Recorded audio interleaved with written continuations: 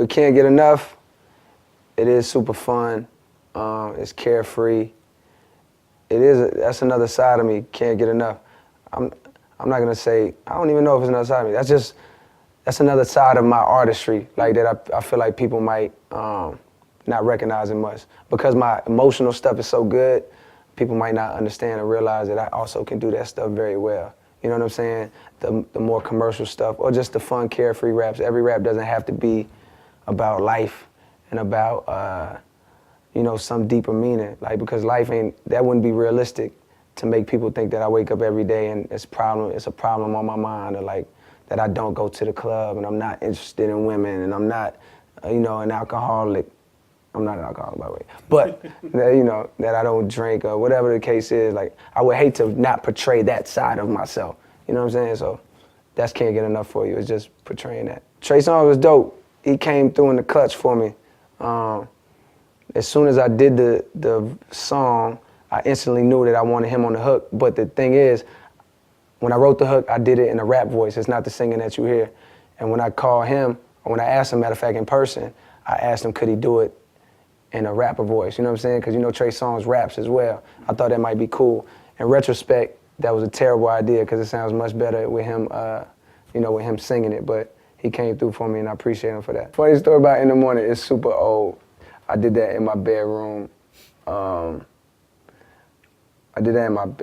Man, at my old crib. And at the time I recorded that song, I probably owed about $6,000 in rent. You know what I'm saying? But I had a cool landlord. I don't know if it was $6,000, but it was a whole lot of money. But I had a very cool landlord that was like, he really believed in me. And he was letting my bills stack up because he really thought I was gonna make it as a rapper, which he was right. I appreciate it. What's up, Muhammad?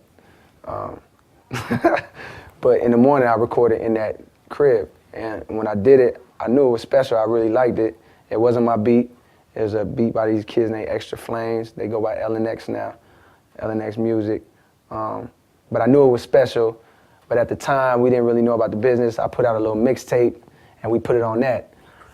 So once I put something out, my mentality used to be like, well, it's done. Like, its job is done. I put it out. I can't use it no more. As I got older in the industry, in this career, I realized, like, nah, nobody still hasn't heard that. Like, that song deserves to be brought back to life. So right around the time I'm planning on bringing it back to life, Drake texts me, like, yo, I just heard this song you got called In the Morning. Mind you, at this time, it's like 3 years old. He's like, I just heard In the Morning. Yo, I had to leave the studio to, you know, it was so good. I had to tell them to make me some better beats and I'll come back tomorrow. So I was like, yo, it's crazy you hit me. I was just thinking about remaking it. He was like, well, if you do, save me a spot.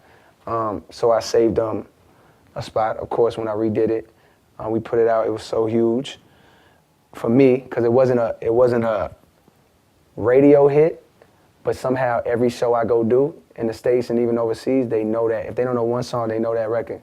So that's why I say it's huge for me, because it wasn't a radio smash, but yet somehow all these people, it traveled. You know what I'm saying? So shout out to Drake.